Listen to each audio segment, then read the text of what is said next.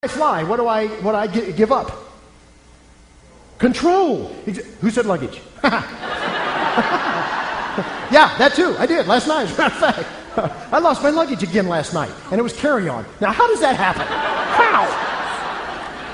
I could go on and on about all the problems with flying, but you know what bugs me out as much as anything now? It's the people that are flying that have apparently been living in a cave and don't know, for example, that we have metal detectors at airports. Yeah, we do. Because I'm always behind that guy. You know the guy with the belt buckle the size of a hubcap. You know, from when he won the 6th grade goat tying rodeo or whatever it was. Yesterday I got behind this, I hate to use this word because it implies a generational difference, and I always vowed I'd never have one. But I got behind this kid who had a different idea than I do of piercing. Wow.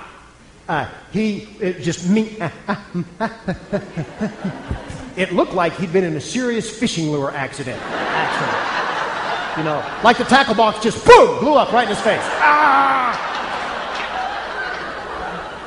I watched him remove the stud from, no wait, that's not right. I watched him remove the 7/16 bolt from his tongue. Couldn't let that one go. Remember bar fight? Yeah. I looked at him and said, dude. Just trying to connect there, you know. I said, why would you do that? This is what he said. Because it was an opportunity for free expression. Well, actually, that's not what he said. What he said was,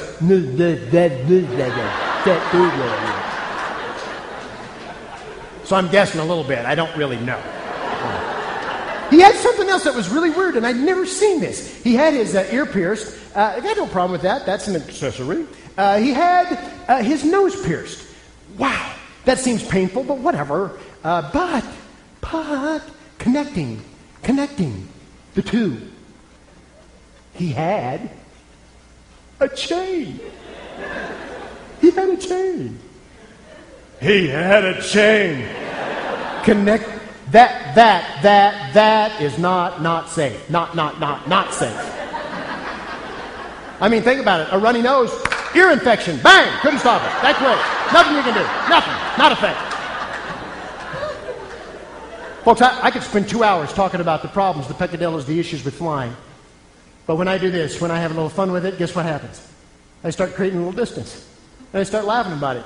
And I realize, yes, there's some problems associated with it, but it's still the best, the quickest, the cheapest, the safest. It's the only way to travel great distances. That's why you got to have it in perspective. And your sense of humor can do that. It's not the only stress management tool, but I remind you, it's the one we forget first. And so I want you to get your comedy channel kind of tuned up. Will you do that for me? It's so easy if you'll start looking at life from over here. We walk through life right here, seeing everything. I want you to just get out of the picture a little bit and see that other perspective, actually the third perspective. You saw what DuPont did for us, didn't you? DuPont's got to do car paint. It's a car paint that changes color in the sun. I thought it was a joke when I read about it, and then I saw it on some GM and Nissan cars. It's a car paint that changes color in the sun. From here, wow, interesting technology. From over here, do we really need this technology? Don't we have enough trouble finding the car in the parking lot already? Hey, Bob, what color's your car? I don't know. It could be red, green, blue, I don't know. It's a sunny day. We're in trouble now. On the plane the other day, I'm reading USA Today, I start laughing. Guy says, what are you laughing at? I said, you read this? He said, yeah. I said, you find it funny? He said, no, interesting, but not funny. I said, dude, you got to get over here. 75 years ago was America's very first nudist camp. This is the 75th anniversary of America's very first nudist camp.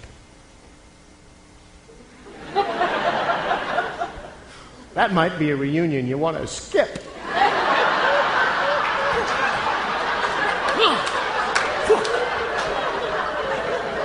Hey, Charlie, you're looking, wow, you put some clothes on, Charlie. Looks like you need ironing or something. I don't know. I get in late at night a lot of times, and I watch a lot of late night TV because of that, and when you watch late night TV, you get to see infomercials. This is not a joke. It's an infomercial running right now. There's a man in Canada that has determined and set up an IQ test for your dog. An IQ test for your dog. It's pretty simple. It's $20 and a DVD, and you run through these steps, and it ascertains the IQ of your dog. Now, this is the way it works. If you send this guy in Canada $20, your dog is smarter than you. That's the way that works. Television will be a great source of this. I want you to start watching television from over here, particularly when it has to do with commercials, okay? Most popular coffee commercial, every coffee commercial is funny, but the most popular, I'll start, you'll finish. The best part of waking up is Folgers in your cup. That makes me laugh. Why? Because that is not the best part of waking up. The best part of waking up is waking up.